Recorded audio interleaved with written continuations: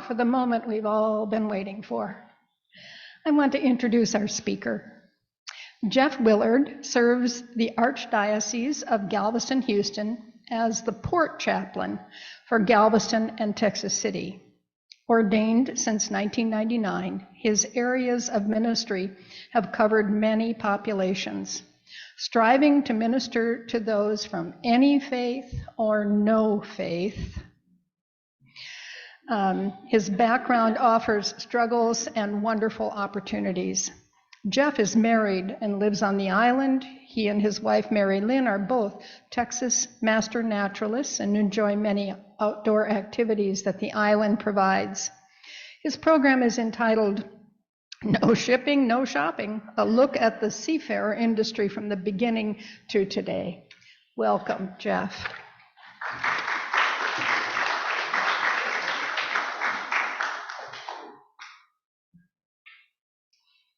Thank you very, very much. I think that it would be good if I lit a candle when you talked about master naturalist. This is a candle of joy. My wife and I are on the turtle patrol, and yesterday we're the first ones there for a couple visiting from New York City. I saw some turtle tracks. I follow it up and I see this couple standing there smiling, and they had actually got to witness a Kemp's Ridley turtle go up, nest, lay the eggs, and go back. And so we were there to watch them harvest 92 eggs. It was a beautiful thing. So I need to give you this disclaimer, and I think some of you will understand this. Everything I know about I learned in kindergarten. You get the connection there? I used to read the Robert Fulghum books and loved them, and that's how the only thing I knew about the UUs. So it may be quite different than what he says. We've had a lot of setbacks already this morning. Technology. Wow, huh? My assumption is that somewhere Judy has the slides up, and so will they be able to see them? Oh, will we see them in here? Okay. So we had some quirks, but it's the James, Jay, Judy, and Jeff show, and so we will get started on this. I have worked full-time for the Catholic Church for 29 years now, and I would say about 14 years ago in Oklahoma, I saw on the Archdiocese of Galveston-Houston website this job. It said Port Chaplain. I had no idea what it meant, but I wanted it badly because I had been trying to move to Galveston for years and years because my wife and I just love the island.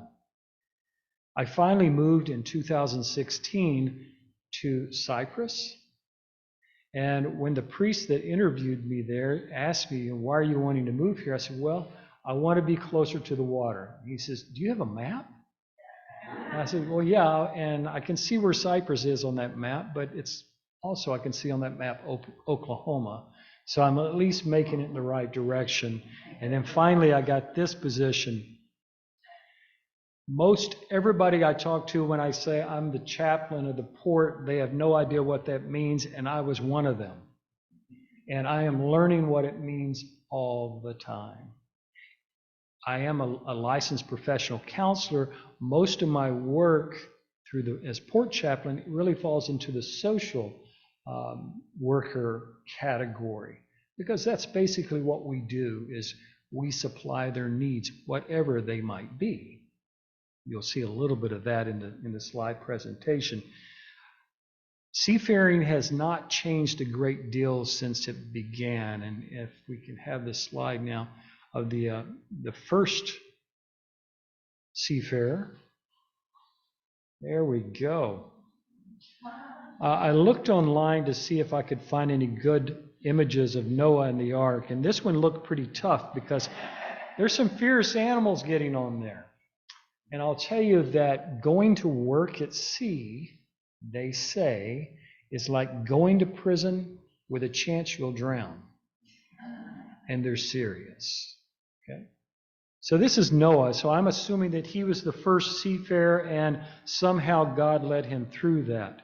Now, I'm certainly not God, but I'm there to climb on board the ships and help them find peace however they may find that.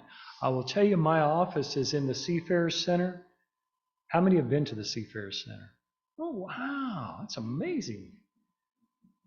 More often than not, I say Seafarers Center, and people ask what that is. I go around the corner to eat a hamburger at the hubcap, and they say, what is that? So I'm right around the corner. It's on 221 20th Street, right between Mechanic and the Strand. The building was built in 1873. The building is owned by the Moody Foundation, and they allow the Seafarers Center to use it at no cost, which is a huge, huge blessing. That's where my office is at, and that's where I have a small chapel.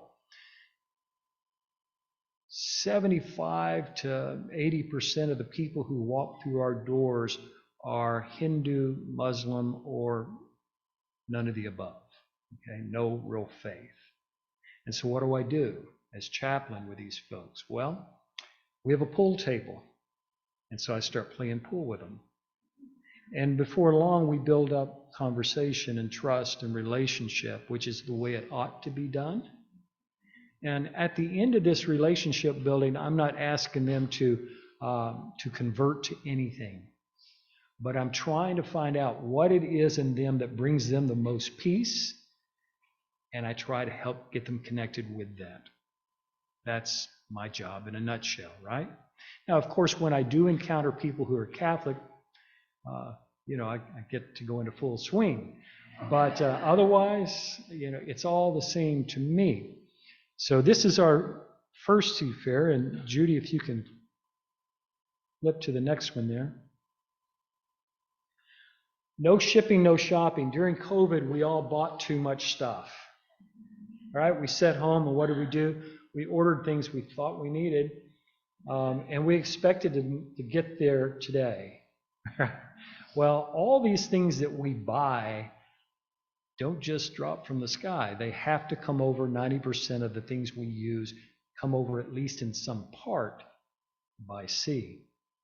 And so you can see from this slide that on average there are 41 fatalities per year at sea. Many of the seafarers on cargo vessels have not been off the ship in 6 to 18 months. I was working with one captain of a car carrier who you'll see in a slide here soon. In 10 months, he had physically stepped off the ship one time, and that was when he walked with me to my car. You think about isolation. You think about, now, some of the ships have decent internet, merchant ships. But many of them, it's just not good at all. And so they can't stay in touch with their family. They are just staying in touch with 18 to 23 crew members on that ship for months at a time. So it gets pretty rough. Even on the cruise ships, they have pretty decent internet. But the crew members pay the same rate that you and I do as passengers. And so, it's not that available to them. There are 1.89 million seafarers at any given time on the sea. 25% of those are Filipino. Those are my people, right? Those are the ones primarily Catholic.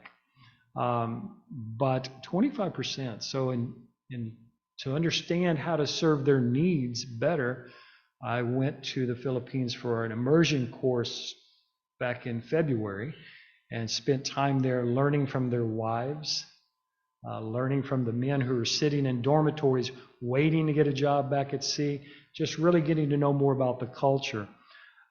In 1 year, an average container ship will travel the equivalent of 75% of the distance to the moon and back. It's a lot of lonely, lonely time. There are 55,000 cargo ships on the sea at any given time, transporting 20 million containers with all those things that we have to have tomorrow. And so it's a tough job. I know people will tell me These folks are from Indonesia and India and all these countries that, this is really good money for them. Just because it's good money by their standards doesn't mean it's just, right? And so when I go into this talking about sea blindness, we see the ship, we don't see the humans. And so I encounter those humans every day. And yes, they're sending money back home. They're making more money than they could in their own country. That's wonderful. But it doesn't mean that they're being treated justly. Judy, if you could. People say to me, Jeff, how do you know what to do each day? Well, I get up in the morning, I look at my phone, and I've got an app, and it shows me where all the vessels are. Okay? Now, that's kind of a wide shot. As you can see, yesterday I took this screenshot from my phone. All those different color things there represent ships of some sort. Some of those are oil wells. A lot of those are cargo ships. If you and I go out here today to the seawall, you can see some ships out in the distance, and people will say, well, what are all those ships doing on there? Usually you can see maybe 10, right? Beyond that, you can see this, right? So a lot of those vessels are sitting out there because they're waiting for a berth in the Houston ship channel. So they're heading there. At times, the ones that carry oil will sit out there until oil goes up another $1 a barrel, okay? Which is great for the owner. But if you're on this ship, you left point A with only so much provisions. And point B, if it's delayed, there's no grocery store at sea, okay? So a little closer look in this next slide. This shows you more of just the Gulf. There we go. So by the way, Judy has my PowerPoint on her computer at home, okay? And so we're just kind of doing this in a real interesting relay race. So here you can see there's not as many because we're taking a little closer look. And then I know this is blurry, but let's look at the next slide, which is a view of the Galveston ship channel. Now on my phone, of course, I can zoom in on those. I can click on the vessel and find out when it was built, where it's from, what country it's flagged by. And you might know this if you've ever been on a cruise. You have never been on a cruise ship that said U.S. on the back of it, right? It's always Panama or something like this. The ships you see coming and going are flagged. They have what we call flags of convenience. They are flagged by a nation that allows them to apply their rules and laws to that ship, to govern it.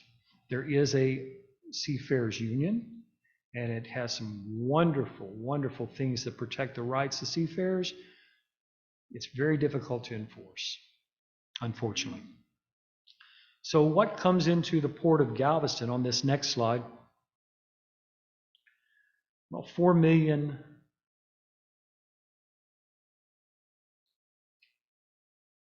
Can we go to the next one, Judy? Oh, okay. Because otherwise I have to act this out, right? 4 million tons of cargo per year just in the port of Galveston. You may know that we have right over here by UTMB a fleet of coastal shrimp boats. I am blessed that I have 2 gentlemen who volunteer with me as chaplain that are Vietnamese, because the Vietnamese run the shrimp boats out there.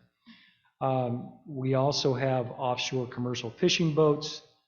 The other end of the island, we have an oyster fleet. Over 1 million cruise passengers per year. The port produces 27,000 jobs, and it is the 4th most popular cruise port. Now, that's my little car down there, by the way. This ship comes in every 2 months, and I go in and I have lunch or dinner, whatever works out. It holds 7,600 vehicles at a time. If you like the new car smell, you would be in heaven on that ship. When you have 7,600 Mercedes, BMWs, and Maseratis parked this close together, the smell is wonderful. And it's a real fun thing to watch how they get all of those cars safely out of the ship. So yeah, that's one of the ships, and this next slide will show you one of the meals that I've had on that ship. No matter what we do or what faith or no faith, there's something about eating a meal, right? Spaghetti in particular, right? When I get on the ships, of course, I eat what they provide. Sometimes it's wonderful. Sometimes it is so spicy. It's unbelievable, right? But breaking bread with them helps us to build a bond. The particular ship here, the cooks are from India, but the captain has been a captain for 30 years. He understands my palate may not be the same as everyone else's, and so he makes some concessions for me and gets some food that I can enjoy. One of the things that I do is every week we have cruise ships coming into the port, correct? So maybe 200 of those crew members are allowed off, because the ones who are working in the restaurants and hotel, the cabin stewards and so forth, they're not allowed off because they're having to get the ship ready for the next passengers. So the ones who are able to get off come into the Seafarer Center to see us. We are their post office. We also have a shuttle van that is given to us by Moody that we take them, you can see that, we take them to Walmart, Ross, and Marshall's is where they like to go, okay? When at night, I go out to the merchant ships and bring the guys from the working ships off, okay? This is actually my wife there with a crew from India on the International Pier, which is almost to the Pelican Island Bridge. They come to Walmart and they like to buy toys for their children. We meet people from all over the place. This next slide shows you a gentleman who is working in the art department on the ship. He's from South Africa. He is actually an attorney back home, but he can't make any money as an attorney in South Africa. So he went to work. This was his first contract, and he came in and wanted to see me. And we went in my office and we prayed together and cried together because he missed his community so much. And I do not believe that he returned after his first contract. It's not for everybody, right?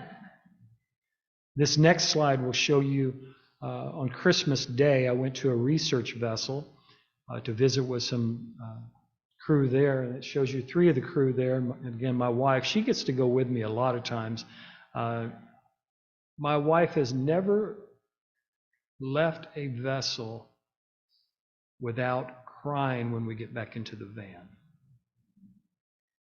Because, well, she's got a great heart, number one, right? But you listen to these people's stories and you become connected, and you can't help but feel a tug at your heart. So these men were on a research vessel. Research vessels tend to stay around here for a while. We have one out here today that I'm going to be transporting some crew back and forth to. They come in and get a lot of repairs done here in the port. So this next one is an interesting one because these were 4 men who had not been on the shore for over a year because of COVID. And then a lot of the shipping companies are still using COVID as the excuse not to let the people off the ship. If I can keep my people on the ship, I don't have to worry about them, right? I can get more work out of them. They're not going to get in any trouble, and it's cheaper for me to leave them on the ship. So as company man, I'm going to try to keep them on the ship, right? It's profit above humans. And so these men I was able to take out, and you should have seen them when they walked out of when we drove past the port, out of the gates, the secured area. It was like a transformation that happened to them. Wonderful, wonderful people. We make friends that are for life. You can see in the next slide here, the gentleman here in the blue shirt in the middle, that's Jim Lewis. Jim is the manager of the Seafarer Center. Jim is the only full-time employee of the Seafarer Center. I'm paid by the Archdiocese. He's paid by the Seafarer Center. Jim works 7 days a week. This man is incredible, and the things he's done to build up the hospitality part, it's wonderful. He happens to be a retired UPS manager, and so he understands all the shipping very well. So he receives all of their packages and helps them get them.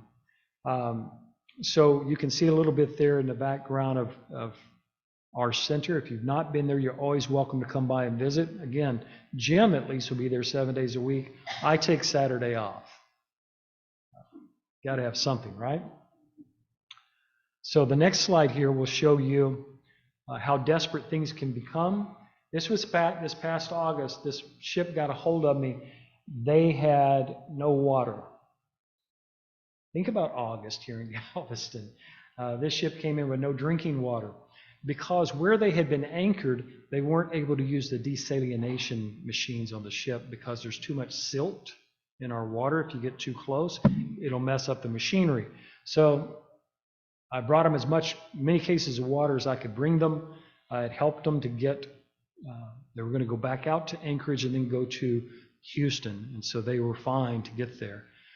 Primarily, I work with men on the ships. On the merchant ships, you don't see a lot of women. I'm starting to see more, which is a wonderful thing. But on the cruise ships, you can see in the next slide, we have a lot of females that come into the office, into the center. Now, the Archdiocese sent a photographer down to take pictures of what I do. And I saw the slides he shared with the church, and all of them are me with women. And I thought, this is not a good look, right? People are going to say, what's that guy doing down there? Honestly, I deal with a lot more males than females, right? The young lady on the left there was going to get married. And I had, because of distance, I had to help her with the state of Florida get all the courses necessary for her and her fiance to get married by the state. So, we get involved in all kinds of different things. I don't do this alone. The work on the ships is shared between myself, 4 men who just became ordained deacons, and some of our volunteers will help bring Christmas packages out. So in this next slide, you'll see these are 2 of my volunteers, the ones with a safety vest on. And then on the picture on the right there, of course, is the shrimp boats. These 4 men have really taken the shrimpers on as a ministry, as their main focus. They're helping them because there's a lot of those guys that work out there at the shrimp boats that are pretty much day laborers, and they have addictions. So they get their money and the money's gone and they're sleeping underneath trailers out there. So they bring them microwave ovens that they can plug in, microwavable food. We team up with UTMB to do a free clinic for them, and that'll be coming up in June. So there's a lot of work to be done. The next slide shows you a few more of the shrimpers there. This is when we bring the Christmas boxes out. Christmas boxes, we're very specific about what we want in them. And this year we gave somewhere around 900 boxes out. Most of those don't go to the cruise ships, just the cargo and the merchant ships. I'll take them out there in the van, and you'll see a couple of pictures of that, I think, coming up as well. The next slide will tell you that this past year, we served men and women from 74 different nations. It's an amazing thing. There very seldom is a language barrier. Somebody on the ship always can speak some English. You can see on the right, the guys on the left, they were excited because I took them to Walmart and they bought fishing poles. And I took them to Katie's Seafood, the market. They bought fish because the company gives them like a per diem for meals. And so if they can save some of that, it's money their way. They were going to go into dry dock for some repairs in Veracruz when they left here. So they bought fishing poles to fish when they got to Veracruz, so that way they didn't have to spend all the company money on food. They could pocket some of it. I did request that they send me photographic evidence that they actually caught something, and they did, which was nice. In the fog at night, I was bringing some men back to a ship there, and I just think it's kind of an eerie shot. I climb up gangways 6 days a week, and it's the men on the ships are always very hospitable. If it's a Filipino crew, they will be singing karaoke in the crew room. And so they try to entice me to sing with them. I haven't yet, but I will. You'll see here on the next one, we make very close friends. The man with the beard here, he is the master, the captain that's been a captain for 30 years on that, what we call a ro-ro ship, the car carrier. It's a roll-on, roll-off. He's the one I eat lunch with. His religion is Sikh. The young man, that's my wife in the middle, the young man on the other side is Ukrainian. The gentleman here in the hat and white hat with me is from a cruise ship, and he is from the Philippines. In the next slide, you will see a couple of guys. This guy from India here is a chef on a cruise ship. He would come in every week, and we became very close. He's Muslim, and we became very close, except that I told him one time, you know, I really only understand about every seventh word you say. So it's just that he talks softly, and you know, there's a little bit of an impediment there. But he was saying farewell, and he came up into my office to when his contract was up. The gentleman here on the right, beautiful story. This man is from Kenya. He was on the Princess cruise ship. He became ill. They didn't know why, and so they bring him to UTMB. He's still there. 8 weeks later, his ship has left, right? So since he's from Kenya, there has to be a Customs and Border Patrol agent in his room 24/7. They've all become friends. He was finally diagnosed with a very rare disease that they started treatment with him right off the bat. And Friday he had his last treatment. He should be going back to Kenya here in a week or two. And hopefully everything will remain well for him. The man had a beautiful story of how he was sending money home, and his wife and 5 kids, they built this house on some land that they owned outright. And then COVID struck, and he couldn't get home. And by the way, his wife was pregnant. And then the Kenyan government changed hands. And when it changed hands, the new ruler didn't like the guy who had developed this land and a village. And so they came in one night and bulldozed everything down. So after 3 months adrift, he finally got home and was homeless. And he says the government closed a gate and God opened a door. My wife gave birth to a bouncing baby boy. Now, I would be on the floor in a fetal position, whining and whining about woe is me. This man says, oh, God is merciful. I asked him at one point when they were trying to diagnose him, I said, Joffrey, what are you going to do if they tell you you have cancer? What can I do? Well, that's a great response, right? What can you do? He's responding very well. Through some donors here, we were able to, he just is building a new home, 14 by 10 with 6 kids. Okay? But he's proud. He sends me updates all the time. The next slide will show you, we have people from the Philippines and from Krypton, Superman. Our Seafarer Center has a phone booth that actually works, and we have a Superman cape in the back of it, and I tell them that doesn't work so well. And when there was some Mardi Gras, they had a fun run, and everybody was dressed up as different things, and I saw Superman running by, and I grabbed him and had him come in there for a photo. People think because I'm Catholic that we go out there and we do all kinds of, Catholic services on the ship. This next slide will show you, we've had, in my 2 years now being the Seafarer Center chaplain, we've had 1 Mass. This was when the war in the Ukraine had just broken out. The captain of the vessel that was here under repair was Ukrainian. He had mostly a Filipino crew, except his first officer from Russia. And it started out very well. But then as one would receive news from their world and another one received news from their world, tensions grew, okay? But, so we did have Mass for them. The Russian peeked in there once in a while. He's a good man. He'd peek in there a little bit suspicious of what was happening. But imagine having a wife and kids at home and you're at sea, and there's a war breaking out, by the way. And one day he told me, he says, I just lost 12 friends that week.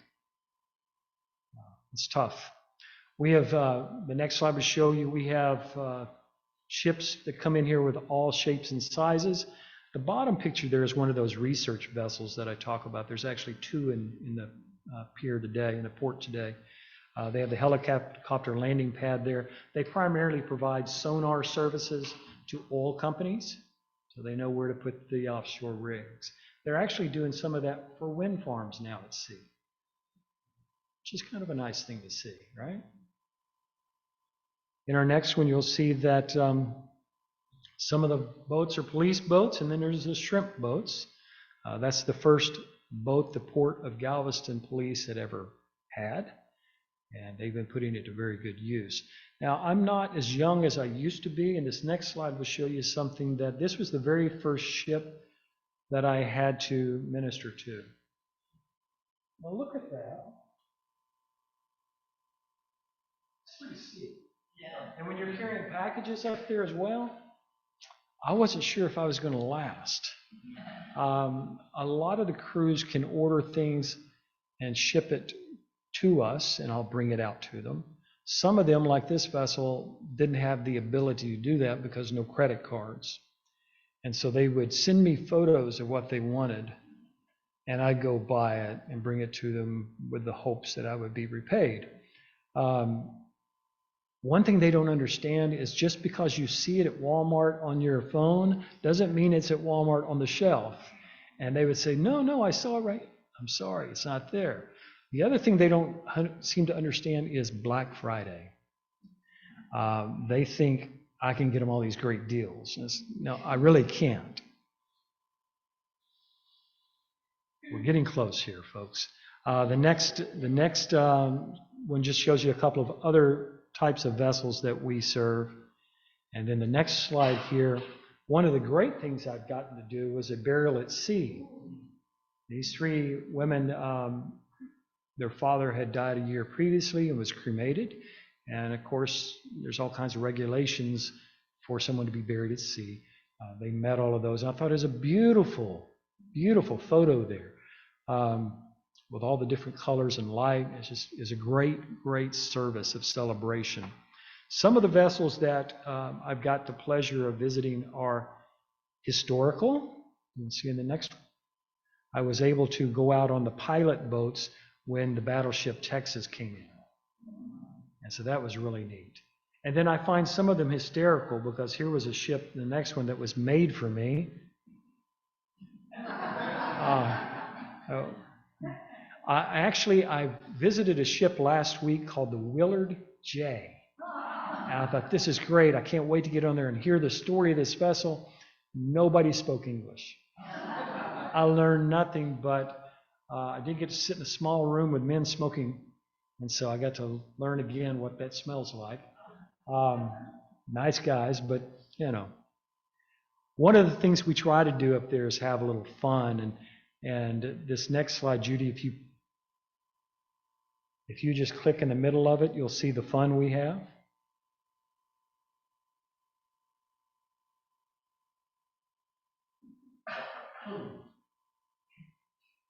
Yeah, click on Jim's picture there.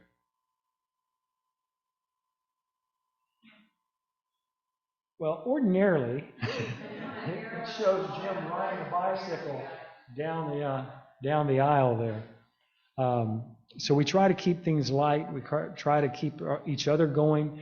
We have a lot of great volunteers that keep the center going as well. So if we move on to the next slide. You can see This past calendar year, we had 13,720 people come into the center. Again, doesn't count the people that I go out to visit, okay? We transported 11 people at a time, 6,614. This morning we had one ship in, we had 4 shuttles. We took people 4 times. We also get them rides with cabs, and our shuttle is free. If they want to donate something, they can, but shuttle is free. We processed 15,940 packages. And sometimes it's like Christmas in there where they're opening up all these things, you know. Total of 2,365 volunteer hours. We presently have a good number of volunteers. I think it's 18 that come on a regular basis, and it works out quite well. As a Catholic chaplain, this next slide will show you that I'm part of an organization called Stella Maris, and Stella Maris is an international organization helping seafarers everywhere, and they have the same mantra that I do there in these centers, where, hey, we're Catholic, we're supported by the Catholic Church, but Catholic means universal.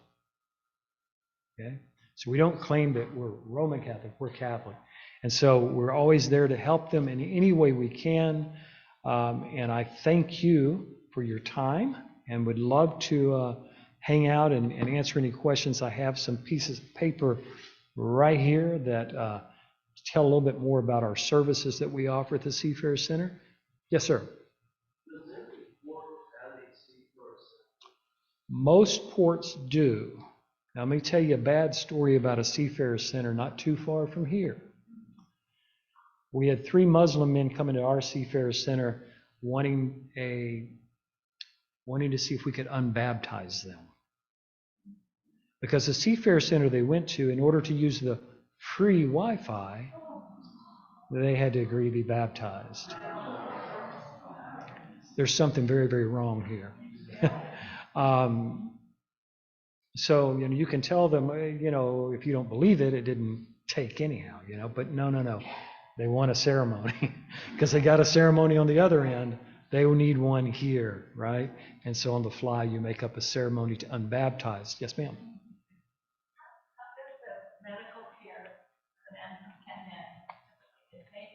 Sure. He works in the casino on the ship, and so his contract is not with the cruise line, it's with a gaming company.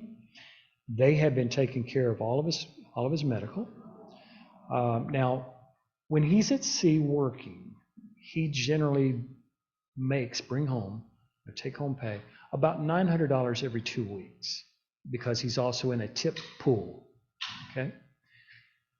Once he went into the hospital, he was just at a flat rate, which is about $500. After a short period of time, though, they sent him on what would be the equivalent of short-term disability, to where now every 2 weeks he's making almost $350. By next week, he'll be making $0 because that'll run out. They have sent him text, and I've read the text with him, that they are going to pay for his care when he gets to Kenya, his follow-up care. They do have to, by law, send him home and pay for that flight. He will be I told him he came in as a crew member, he's leaving as a brother. We really bonded, and everybody who encounters this man feels the same way. He has nurses coming up from floor he was on just to check on him, because everybody's rooting for him, and he's been a real star, right? But yeah, he is being taken care of, but barely, right? This house that he had built for him, we raised the funds to have that built. The house is $1,000. Not bad, huh? Yes, sir.